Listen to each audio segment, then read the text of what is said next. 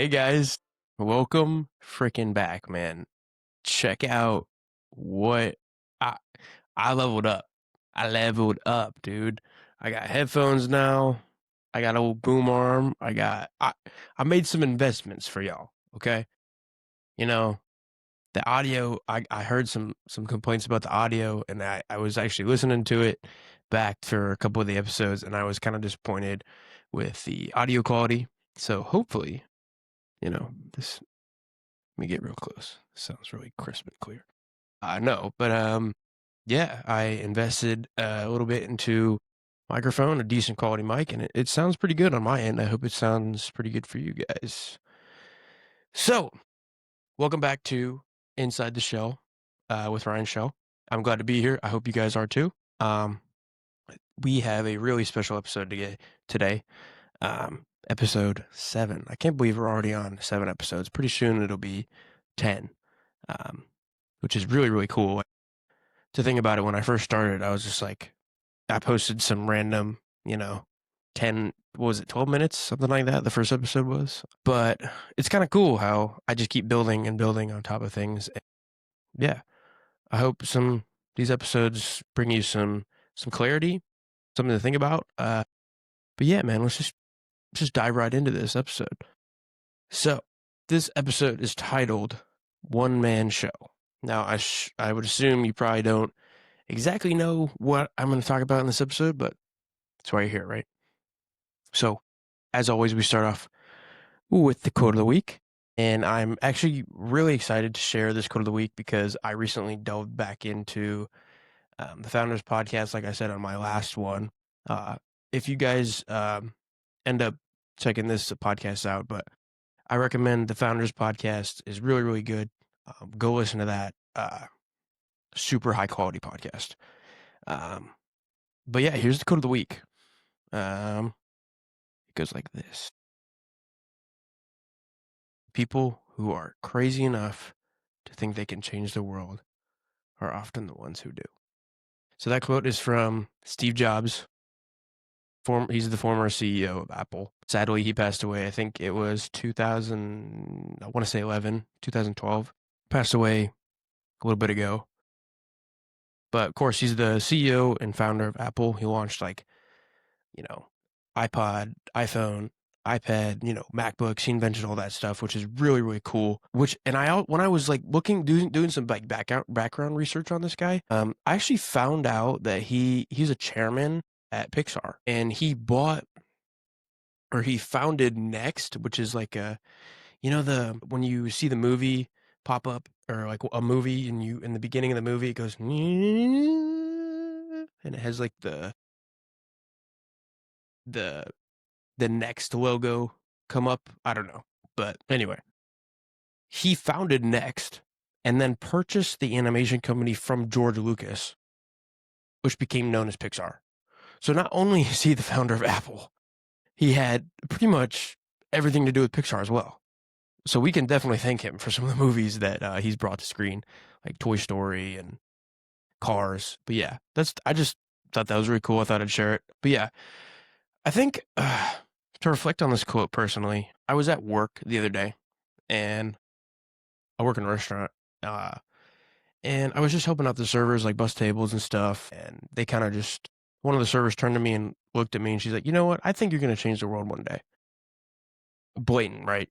Blatant. I was taken aback by it. I was like, "Whoa," that's kind of like a big thing to say. But yeah, she just kind of told me that she's like, "Ryan, you're going to change the world." She might have been joking, but I took that in a literal sense, and I was like, "Oh yeah, I'm going to change the world." But yeah, I don't know. Kind of just led me to this quote from Steve Jobs, and I wanted to share it with you guys. I thought it was really cool. So back into kind of what we want to talk about today. What is this one-man show idea I'm trying to express to you guys? So the one point I want to make is you can't, in terms of success and progress, you can't go alone. You can't go it alone. You can't be this lone wolf. You can't be this one-man show. You can't. I always kind of say, like, you can go super far alone, but only in like togetherness, you will find that you can go furthest instead of just far. You can go the furthest distance possible together rather than being alone and just going far, if that makes sense. Um, to kind of emphasize that a little bit more, going back to my bodybuilding show that I did in August, like late August, I could not have done that show and have prepped for that long without the support of my family. I couldn't do it. Now, granted, it is kind of like a selfish thing to do. That's the one thing I hate about bodybuilding. It's like when you get into this diet mode, when you get into this super strict training regimen and you got to plan out and you gotta weigh out all your meals on a weight scale and you can't eat with the family. You can't, or if you eat with the family, like you have to stick with a plan. It's just not, it's very consuming. It consumes you and you're all consumed into your body. You're sculpting what you're trying to look like, for 10 seconds or not 10 seconds, 10 minutes on stage, right? So it's one of the things that I hate about bodybuilding is that, when you're on this diet, your hormones get kind of jacked up and you're not the nicest person. You, you're just not, you're not involved. You're not present. So having my family behind me during that time was really, really positive. They were really supportive. At sometimes they weren't, because, you know, I'm not the nicest guy. I wasn't always in the mood to talk. In fact, I barely said a word some of the days that they saw me, which was really tough on me. But I think it was even more tougher on them at some points. I remember my mom at one point was like, she said to me, "Hey, are you okay?" Because she could see, the changes that happen to your body. And she's like, it's not healthy. You don't look that, you look really skinny. You look skinnier, when you diet down to a low body fat. So the point I'm trying to make is the fact that you can do these things, like even not even just in the bodybuilding sense, but you can grind, right? You can, like in my case, I'm trying to make more time for my family now, but like my day's still packed, I go to school and I go to the gym. I have a job. Like I'm not around as much as I'd like to be for my family. Like, people, when school is done for the week, people usually see their family during the weekend. I don't get that luxury all the time. I'm usually working. So for me, it's really just being grateful in a sense because there is no way, going back to that bodybuilding story, there is no way I could have gotten on that stage without their support. And if I did do it without their support, it wouldn't have been as meaningful as it is today. I wouldn't have felt the gratitude from that accomplishment. I would have been like, yeah, I did it, but it's just this sense of, was it worth it? I almost pushed all my family members away, and it's almost like the outcome is not what I would have wanted, you know? So I just, in terms of going back to that kind of quote I said, you can go far alone, but only in togetherness you'll find that you can go the furthest. That goes for every aspect of your life, you know? Not just, like I said, not just bodybuilding sense. In any area of your life, sport, a hobby can consume you. It can consume you. And I think the more we let something consume us and we're so driven, like people, when you think about progress, right? I myself am like, I used to think that perfectionism was achievable. I used to think like I would strive to be perfect and everything. And over time, I've kind of just like looked back and I'm like, I was dumb. I was dumb for thinking that. Perfectionism is not real. You may think it is, you may think it's achievable, but in reality, it's not. And that's something I've come to terms with more over time. Last year, I was in like my winter arc, whatever. And I'd get up at like 4 o'clock in the morning. I would run, you know, I want to say 2, 3 miles. I'd get home and I would make breakfast and then I'd go back to sleep and then I would go about my day. So again, I thought I was working really hard and I was, but I was driving myself into the ground. I got to a point where I ended up feeling a little depressed at sometimes because I'm like, am I working hard enough? I was constantly like, I'm not working hard enough. I need to go harder.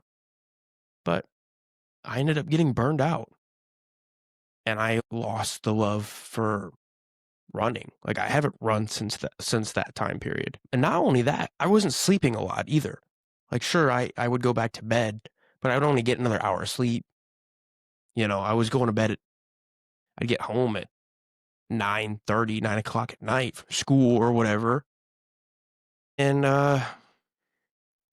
yeah, I wouldn't be getting the sleep I needed. That's something I've come to terms with more over this past year, especially after my bodybuilding show and after summer, because my sleep schedule was just nuts over the summer. It was like go to bed at 11, get up at 4:30. It was just like I wasn't getting enough sleep. I was driving myself into the ground, and it got to a point where I almost quit. And to tie it back to the point I made about togetherness, I would have quit if my family was not there. I would have quit if I didn't ask for God's help. It's the cold hard truth.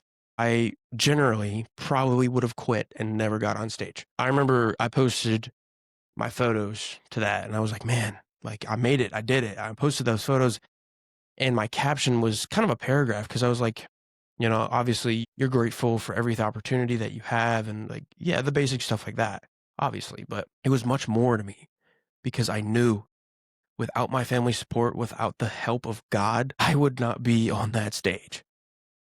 It was getting to a point where I was like, I can't do it. I almost couldn't do it. So, in terms of togetherness, I just believe it's so important. If you have a family member, you have a parent, guardian, whatever, sister, brother, whatever it is, reach out to them. If you haven't talked to them in a while, pick up the phone, call them. Like it's so important. Even grandparents, like I've been trying to call my grandparents more often because they live in California and I don't see them like ever, ever. So just keep in mind the fact that life passes you by and you might not get the opportunity to talk to, distant relatives or you don't see them all the time and they don't really know what you're up to and you don't know what they're up to. So just give them a call. If you have a bad relationship with your mom, dad, sister, brother, you had a fight or something. Like, I don't know if you guys have seen Home Alone. In the first movie, Kevin ends up talking to that old man that he's scared of in that church. And he kind of just goes, yeah, I haven't talked to my son in like years. We had a big falling out. And Kevin encourages him to go call his son. And at the end of the movie, they're together and they're seeing each other. That was kind of a off topic kind of thing. Just going back to my point of togetherness is so important. Your family unit is what is truly important. And family is everything. Going back to that Dom Toretto and Fast and Furious. Family is everything. Yeah, but like it is. It truly is. Be grateful for your family and don't push them away because they love you no matter what. So, point 2, in regards to, you can't go alone. Like you can do things alone. You can. And sometimes you have to. But if you accept people in that, family, friends, you could probably go further. So, point 2 I want to make is learn how to ask for help. And anything you need help in. For me, it's school. In high school especially, I was like, I don't need help. I don't need a tutor. I don't want a tutor. I can do it myself. How do you think my grade was in my economics class? Not that great. My AP economics class, I think I ended with a high C, maybe mid C, maybe low C. I don't know. I ended with C somehow because I thought I could do it myself. And I had a conversation with my mom and she was like, you need a tutor. And I would go to this guy and I'm like, this guy doesn't know what he's talking about, blah, blah, blah, blah. And I didn't use the tutor well at all. And I got a C in the class. Sucks, right? But it taught me a valuable lesson of like, shoot, maybe my mom was right. I kind of do need help. I needed help in that course and I didn't seek it out. And the reason I got a C or I think almost D at one point, I didn't do well in the class because I refused to get help. And this kind of goes back to when now I'm in college and they have these study tables you can go to in the library. I use those stuff all the time now because sometimes the teacher is lecturing and I'm like, I have no idea what this person is saying. It'll just go one in one year and out the other, you know? And I would go to these study tables, and it's the reason my grades are getting way better in college than they were in high school. Now, obviously, I think college I'm taking a lot more seriously because, you know, you should.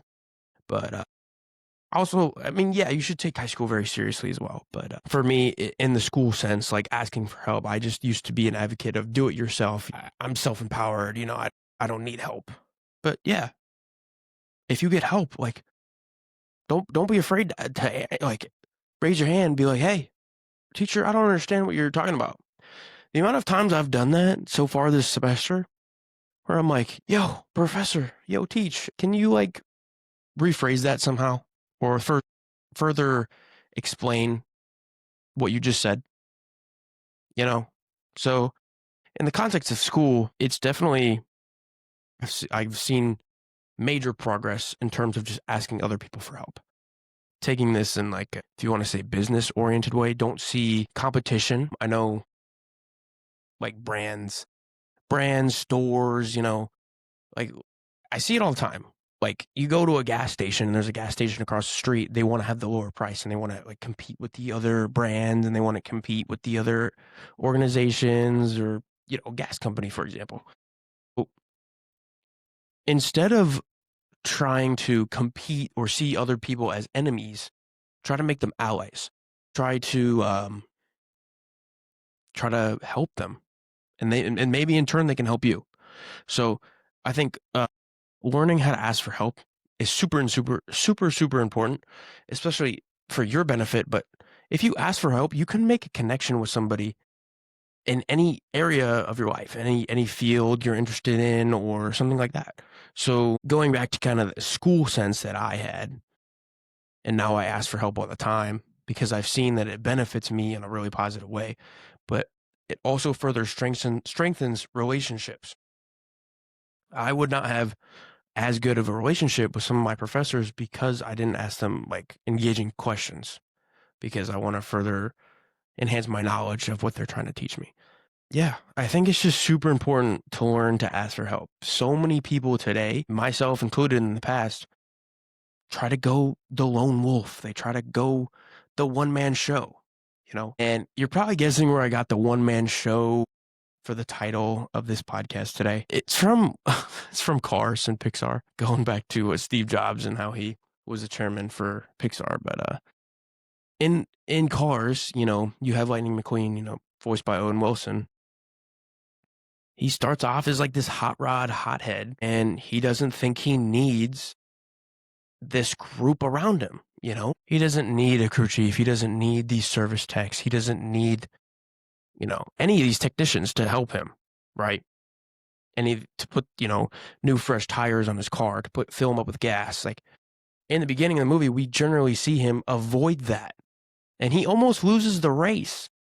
He's lucky he tied. You know, that was for the plot armor, honestly.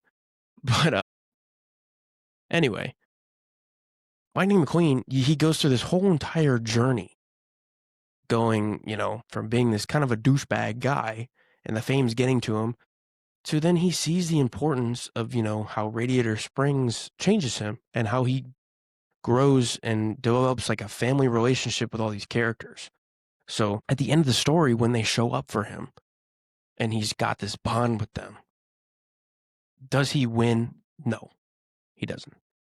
But you can, even though he lost the race in the end, one, there's character development, you know, it's another sense of improvement, you could say, progress. He became a better car.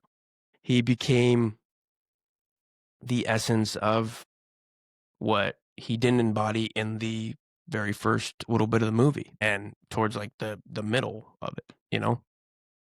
So I think as silly as it is to take away from like a cartoon, but I'm not hating on Cars. I freaking love Cars, but I'm just saying like taking it like Pixar, for example, has all of these bunch of cartoons and different animation movies or animated movies, but there's lessons behind them. For example, like Lightning McQueen, there's character development between the beginning and the end of the story. And the very forefront of that is his relationship with Sally, with Doc Hudson. You know, these people change him and they make him somebody better. And the experiences, even though he cared about winning so much in the beginning, at the end, it doesn't matter to him. And in the end, he goes, some old car once told me it's just an empty cup, like referring to the trophy. So in a way, it's like he valued the journey of just being able to compete there. And I can relate that back to my bodybuilding show. So yeah. Kind of another example I had was more of an interesting one. It's like from Thor, like the very first Thor movie. Hot take though is I don't know. I always didn't really like the first Thor movie. Is that a hot take? I don't know. But Thor like can't pick up his hammer. Like you remember that scene? I don't know if you guys have seen that. Like he's deemed unworthy by his father, Odin, and he gets casted out or whatever. And then he finds his hammer on Earth and he can't pick it up because he's not worthy, right? Because Odin like puts a spell on his hammer. But he can't pick it up because he's still that ego, self-centered guy who pushes everybody away and thinks he can do everything himself. Just like Lightning McQueen thought he could do everything himself. But then he meets Jane, you know, and everything changes. He has a relationship with this person and she shows him the value of being human, even though he's a god. So, yeah, I just think it's super important to learn how to ask for help and invite people into your circle. Now, this leads me down to my third point is when you let people into that circle, make sure the people you are letting in and surrounding yourself with are people of like they're like-minded individuals that think like you. And you'll probably hear this all the time. You are who you surround yourself with, which is completely true. Completely true. I've had quite a few people that I've had to cut off because I just don't think they're right for my inner circle. They don't vibe with me. You know what I mean? There was a guy my freshman year of high school who I was pretty close with, and I still kind of am, but I've pushed him away in a sense. I kept him at a distance because he has not kind of valued the same things I have, and I don't know. It's just he's a really good friend of mine, but he got into the typical college stuff that I wasn't really into. Drinking, partying, whatever, drugs too. So I kept him at a distance. I did, and that actually happened to a lot of people. A lot of my friends that went to college, we all kind of went our separate ways, and we reconvened and we tried to hang out. And a lot of the people I don't talk to anymore, which is kind of sad, but in reality, I think it's for the best because they're doing stuff I have no interest in. I'm pursuing my own path, So make sure you surround yourself with people that think the way you do because they're a direct, even let's say you're in this group, right? And there's like people that there are different types of people in this group and you're the odd one out and you're kind of just like, you're going along with the group, but you don't agree with what they're saying. If you hang out with them long enough, you might say, oh, maybe I'll try it or I'll try doing this with something, hanging out with the wrong group of people could lead you down a not so great path, So I think it's really important that you, the listener, take away in terms of being mindful of who you surround yourself with and who you're talking to on a daily basis and learning to cut out people that are not allowing you to progress in life. You see it all the time.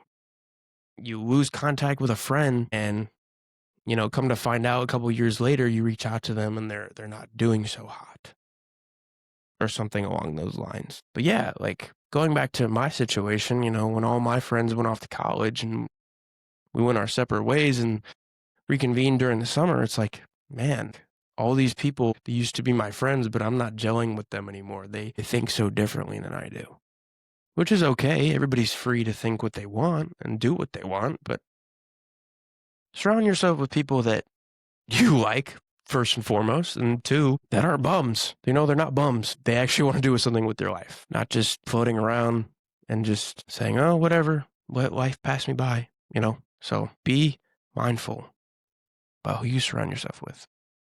Because who knows? If you hang around with the wrong person long enough, you might become them. Now, my overall kind of message I want to convey to you guys today is just you can't go it alone. You can't always do things yourself. You can't. You can't have this one-man show attitude. Now, I'm a big advocate for doing things yourself and getting things done yourself. However, you need to have a support system, or, you know, you can't just be, for me, it's like I value alone time. I value working on myself alone. I understand that point of view, but I've come to realize that you need other people in your life. You just can't, it just can't be you. One that'll just leave you with immense loneliness, because that's what I've experienced, right? You need to let people in. You do. Because it's just going to help you either way. Of course, let the right people in, as we talked about with surrounding yourself with like-minded individuals. But you need to take into account that you can go further and progress further if you have people to lean on, or you have people to help you out. It's the same kind of thing that my professor talked about in our practicum developmental, like professional development class. He talks about, like, it's not about what you know, it's about who you know. So let's say you're trying to get a job and you're trying to, you fill out a resume, you send it into an employer, and you don't end up getting an interview. And the person who gets an interview is a friend of a friend, and that person knows somebody. You know what I mean? So just by you, like, not letting somebody in could have diminished your chances of getting this job, say. So it goes even back to being open-minded and letting people into your circle. Experience new things, talk to new people, you know? So I wanted to end this kind of like referring to, it's like a sense of community. You have to be more present in whatever community you're in. And there's definitely like different communities you can dip your toes in and find out what works for you and who you want to spend your time with. A good example I have, I don't know if you guys have ever seen Remember the Titans. Fantastic movie, one of my favorite movies. In the movie, they have this graveyard scene in Gettysburg, and Denzel Washington is leading this football team, black and white, all American athletes, to on a run in like the middle of the night. And they go, and it's like early in the morning, and they get to this graveyard, and he's like, you see all these graves here. All of these people died fighting for one goal, and it was freedom. And he kind of looks back at all these black African American and like white athletes, and he's like, if we don't come together, we'll be destroyed. We'll be just like these people in the ground. And because it's back then, and it's in like I believe it was the 70s, 60, like late 60s, 70s, I believe is the time frame. So of course, civil rights movements were going on, Martin Luther King, like all that stuff was going on. So there was a merge in schools, and of course there's obviously racism going on as well during this time period. So at the end of the movie, they go to the championship, they win the championship, but it's the journey to get to that point. You see all these individual characters like Gary Bertier, you see Julius, like those two guys have like the coolest relationship ever because they started hating each other just by the way they look and what the color of their skin was. And at the end of the movie, they're brothers. And I think that's so powerful. It just goes back to a sense of community, man. I mean, you can't do things alone. If they split off, like they would have lunch with like their designated positions. So like defense, offense, quarterback, whatever, like different positions on the team. And they would segregate themselves, right? Whites and blacks. And I think it's so cool that throughout the movie, Coach Boone, Denzel's character, enforces them to get to know each other. And he says, if you guys don't get to know each other and start trying to bond, 3-day practices, 4-day practices, he's just throwing everything at them. So the coolest part is going back to that relationship with Gary and Julius. It's really a test of that kind of team building aspect to it. And if they didn't if they just said, you know what, I'm going solo. I'm a one-man show. I'm not going to work to get to know this guy. I'm not going to be on this team for my own benefit. That team would have been destroyed, like Denzel said. That team would never have made history, because that's a true story, which is really, really cool as well. But the fact that they went through all that hardship and that journey, it just proves that by asking for help, by accepting people into your circle that, provided a new opportunity for those guys. I mean, they would never have made it to that state championship game. They would never would have won it. If they all individually said, I'm gonna go alone, I'm gonna work on myself, I'm not gonna socialize with this team because they're a different color than me, they wouldn't have been able to do or succeed in any aspect of that game. Or even in life. Maybe after that, they would have regretted those decisions and they wouldn't have grown as a human being. So to close this out, going back to that point of you can go so much farther if you just let people in, whether that's your family, friends, relatives, anybody you know in the professional workforce. Yes, you can do things alone, and that's okay. But learn to let people in. Take it from me and my bodybuilding experience. I would never have ever been able to do that by myself. My family was behind me. My coach was helping me a bunch. I would never have been able to prep myself. God had me too. Without all those people, it wouldn't have been possible. You wouldn't have seen that Instagram post. You wouldn't have seen me even get on that stage. So we need to learn to not always go and do things by ourselves. We need to learn how to ask people for help when we really need it and not be closed-minded and not close doors and shut people out. We also need to surround ourselves with like-minded people and keep this tight-knit, unit of family, friends, create our support system. Create that benchmark, if you will. Create that standard. If you can take anything from me today in this podcast, you can always do things by yourself. Just learn that you need a support system. Everybody does. You might think so. You might go, I can tough it out. You can, but in the long run, I don't think it's possible. So you can go far alone, but you can't go far enough without the people around you that you need. Surround yourself with like-minded individuals and learn to ask for help. All right, guys. Hopefully this mic turns out the way I hope it does, because I'm so pumped. Like, I can hear myself in these headphones. The audio sounds good, and I'm pumped. Like, this is a new chapter. I'm investing in this podcast. I'm going all in, man. But I thank you guys so much for just listening in. This is something that I kind of just thought of today, not going to lie. I didn't really have a direct outline for this podcast. I kind of just had a quote of the week and thought a one-man show idea was kind of an interesting topic to dive into. So, yeah, thanks for listening, guys. I'll see you in the next one. Peace.